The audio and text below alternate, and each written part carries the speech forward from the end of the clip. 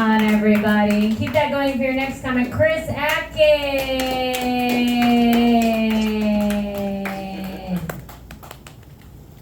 Hello, hello.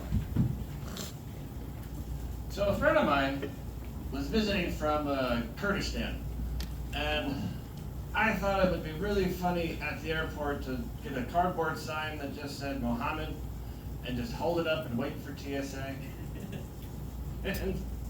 And he's like, soon as he sees me, he's like, that's really funny. And he has a backpack on.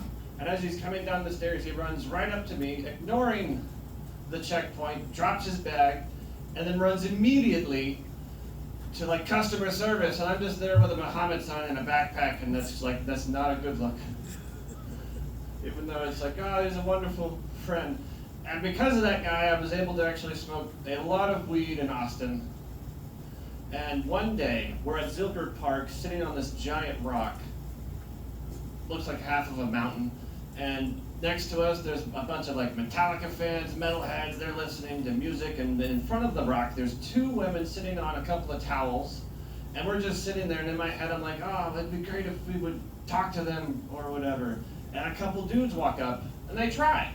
And it doesn't work out. They just laugh in their faces, and they have to walk away. And immediately I'm just thinking to myself, I really hope a dog just poops right on them right now. And then 5 seconds later, I'm not kidding, it just shows up, drops a deuce, and then starts kicking it directly into their face. I'm dying from this isn't real. And I didn't have the forethought to just like start recording it. Like, dude, the dog, he just pooped on her. It's amazing. So was the weed, but so was the dog. And then another one shows up.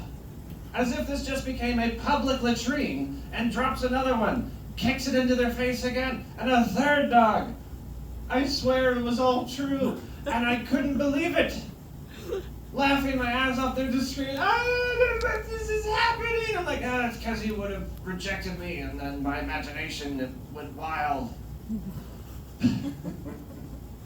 So, there comes a time in every boy or man's life when they discover what queefing is, and you're not supposed to learn that from your sister.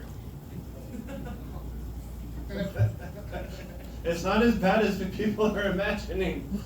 It was just more like, for me, I just came home, I'm like 12 and she's 8, and discovered that if she just leans on her back like a dolphin, just legs in the air, she can just breathe. She learned how to breathe. Just laughing like a maniac. And I'm just coming home to see her going,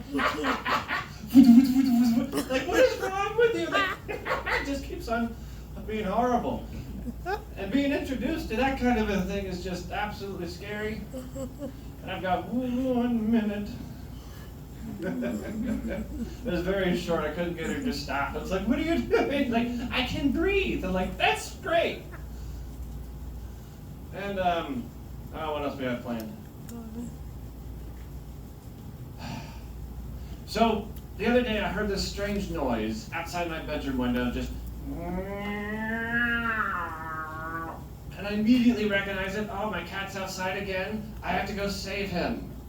Somebody could be doing who knows what. I go around the corner and I see him, and he's just going full Caligula on the backside of a black short hair.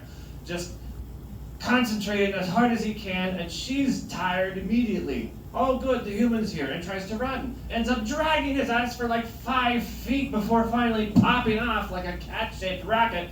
It was absolutely hilarious to me, and he's just tired, leaning up against the wall. And I end up picking him up, whispering into his ear, "That'll do, pig. That'll do." All right, I'm Chris Aiken. Y'all been a wonderful audience. Hell yeah.